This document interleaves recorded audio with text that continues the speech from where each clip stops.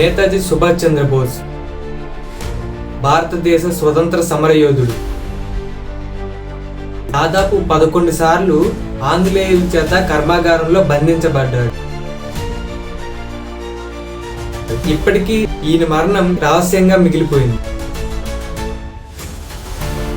ఈ వీడియోలో ఉన్న పూర్తి సమాచారం తెలుసుకోవడానికి వీడియో చివరి వరకు చూడండి. అలాగే ఛానల్ని సబ్స్క్రైబ్ చేయడం మర్చిపోకండి.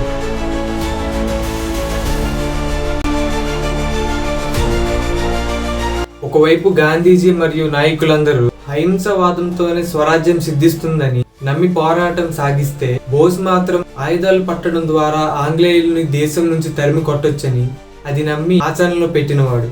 ఈయన జనవరి 23, 1897లో కటక్లో జన్మించాడు. అయితే ఈయన మరణం ఇప్పటికీ రహస్యంగా మిగిలిపోయింది. బోస్ 2 సార్లు జాతీయ కాంగ్రెస్ అధ్యక్షుడిగా ఎన్నికైన గాంధీతో సిద్ధాంతపరమైన అభిప్రాయాలు, భేదాల వలన ఆ పదవికి రాజీనామా చేశాడు. గాంధీ యొక్క అహింసవాదం ఒక్కటే స్వాతంత్రానికి సరిపోదని, పోరుబాటు కూడా ముఖ్యమని బోస్ భావన.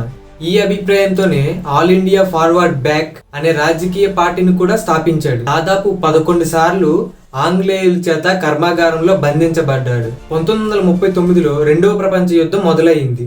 ఆంగ్లేయుల్ని దెబ్బతీయడానికి బోస్ ఇదొక సువర్ణ అవకాశంగా భావించాడు. యుద్ధం ప్రారంభం కాగానే అతడు ఆంగ్లేయులపై పోరాటం చేసేందుకు కూటమి ఏర్పాటు చేసే ఉద్దేశంతో రష్యా, జపాన్, జర్మనీ దేశాలు పర్యటించాడు. జపాన్ సహాయంతో భారత యుద్ధ ఖైదీలు, రబ్బరు తోట కూలీలు, ఔత్సాహికులతో భారత సైన్యాన్ని ఏర్పాటు చేశాడు. జపాన్ ప్రభుత్వం అందించిన సైనిక, ఆర్థిక, దౌత్య సహకారాలతో ఆజాద్ హింద్ ప్రభుత్వాన్ని సింగపూర్ లో ప్రారంభించాడు. బోస్ మరణం వివాదాస్పదమైంది. 1945 ఆగస్టు 18 అంటే స్వాతంత్రం వచ్చే 2 సంవత్సరాల ముందు తైవాన్ లో జరిగిన విమాన ప్రమాదంలో బోస్ మరణించాడని ప్రకటించినప్పటికీ అతను ప్రమాదం నుంచి తప్పించుకుని అజ్ఞాతంలోకి వెళ్ళాడని పలువురు నమ్ముతారు. అవును, చాలా మంది అలానే అనుకుంటున్నారు. సుభాష్ చంద్రబోస్ 1897 కటక్ లోని ఒక ధనిక కుటుంబానికి జన్మించాడు. అతని తండ్రి పేరు జానకీనాథ్ బోస్. తను ఒక లాయర్, గొప్ప జాతీయవాది. బెంగాల్ శాసన మండలికి కూడా ఎన్నికయ్యారు.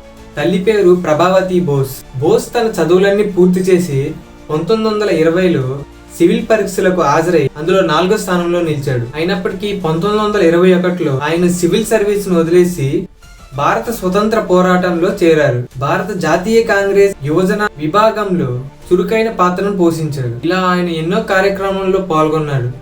అయితే ఒకసారి సుభాష్ చంద్రబోస్ హిట్లర్ ని కలవడానికి వెళ్ళాడు. 10 నిమిషాల తర్వాత హిట్లర్ వచ్చి ఏంటి విషయం అని అడిగాడు. అప్పుడు వెంటనే బోస్ మీ నాయకుడిని రమ్మను అని అన్నాడు. అప్పుడు వెంటనే హిట్లర్ వచ్చి బోస్ భుజం పైన చెయ్యి వేసి ఎలా ఉన్నావు బోస్ అని అడిగాడు. ఇద్దరు కలిసి చాలా విషయాలు మాట్లాడుకున్నారు.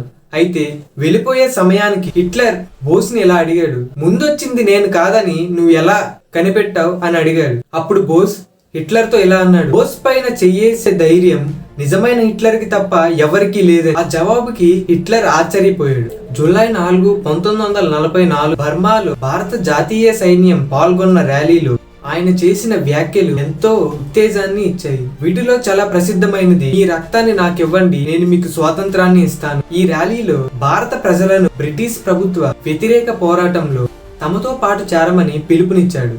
హిందీలో జరిగిన ఈ ప్రసంగం ఎంతో ఉత్కంఠంగా జరిగింది. ఇది ఇలా ఉండగా బోస్ ఆగస్టు 18, 1945 తైవాన్ మీదుగా టోక్యో ప్రయాణిస్తుండగా విమాన ప్రమాదంలో మరణించాడు. కానీ ఆయన శవం మాత్రం దొరకలేదు. దీనివల్ల ఆయన బ్రతుకుండొచ్చని ఎన్నో కథనాలు ప్రచురమయ్యాయి. వాటిలో ఒకటి బోస్ సోవియట్ యూనియన్ కి బందీగా ఉండగా సైబీరియాలో మరణించాడని.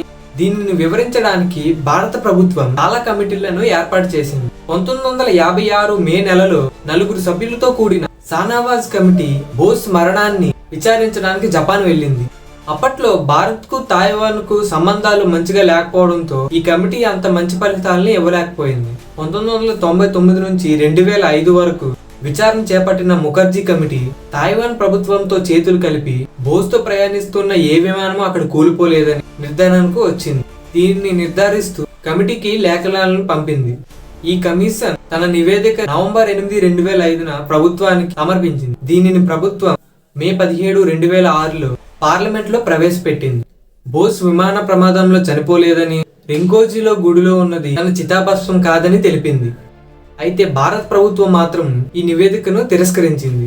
అయితే 1985లో అయోధ్య దగ్గరలో బోస్ భగవాన్జీ అనే సన్యాసి మారువేషంలో నివసించాడని నమ్ముతారు. కనీసం 4 సార్లు భగవాన్ అనే బోస్ అని చెప్పుకున్నాడు. ఈ విషయం తెలిసిన బోస్ అభిమానులు బోస్ ఇంకా బతికే ఉన్నాడని నమ్ముతారు. భగవాన్జీ మరణించిన అనంతరం అతని వస్తువులు ముఖర్జీ కమిటీ పరిశీలించింది. స్పష్టమైన ఆధారాలు దొరకపోవడం వల్ల బోసు భగవాన్జీ కాదని కొట్టివేసింది. తరువాత హిందుస్థాన్ టైమ్స్ లాంటి స్వతంత్ర సంస్థలు నిర్వహించిన దర్యాప్తులో అది తప్పని తేలడంతో మళ్ళీ వివాదం మొదటికొచ్చింది. సో ఇలాంటి ఇంట్రెస్టింగ్ వీడియోస్ కోసం మన ఛానల్ ని సబ్స్క్రైబ్ చేయండి. ఇంకో వీడియోతో మళ్ళీ కలుద్దాం.